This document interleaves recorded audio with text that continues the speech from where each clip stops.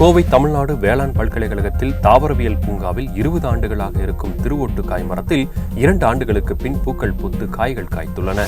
மரத்திலேயே பழுக்கும் தன்மை கொண்ட இந்த பழங்கள் மூச்சடைப்பு, சுவாசக் கோளாறு, மலச்சிக்கல், குடற்புழு, வயிற்றெரிச்சலை கட்டுப்படுத்தும் மருத்துவ குணம் கொண்டவை. இந்த பழங்களின் ஓடுகள், சேமிப்பு கலன்கள், அழகு சாதன பொருட்கள், இசைக்கருவிகள் செய்ய பயன்படுகின்றன. இந்த காயை பக்குவமாக எடுத்து தான் நம்ம சாப்பிடணும். இதை ஃப்ரூட்ஸாக மாற்றின பிறகு, அதாவது பழமான பிறகு தான் நம்ம அதை எடுத்து உபயோகிக்கணும். இதுக்கு இன்னொரு பேர் என்ன சொல்கிறாங்கன்னா, இந்த கசூட்டாங்கிறதுக்கு மிராக்கல் ஃப்ரூட் அப்படிங்கிறாங்க. அதாவது நிறைய விஷயங்கள் இது நமக்கு உடலுக்கு நன்மையை கொடுக்குது.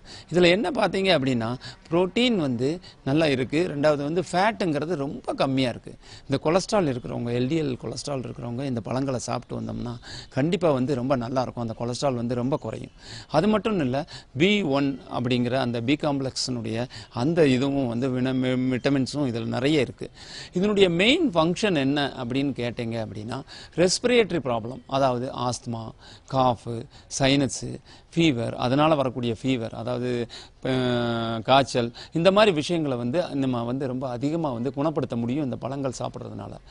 சுற்றுலா பயணிகள் இந்த பூங்காவுக்கு வரும்போது திருவோட்டுக்காய் குறித்த சிறப்பியல்புகளை அறிந்து கொள்ள முடியும்.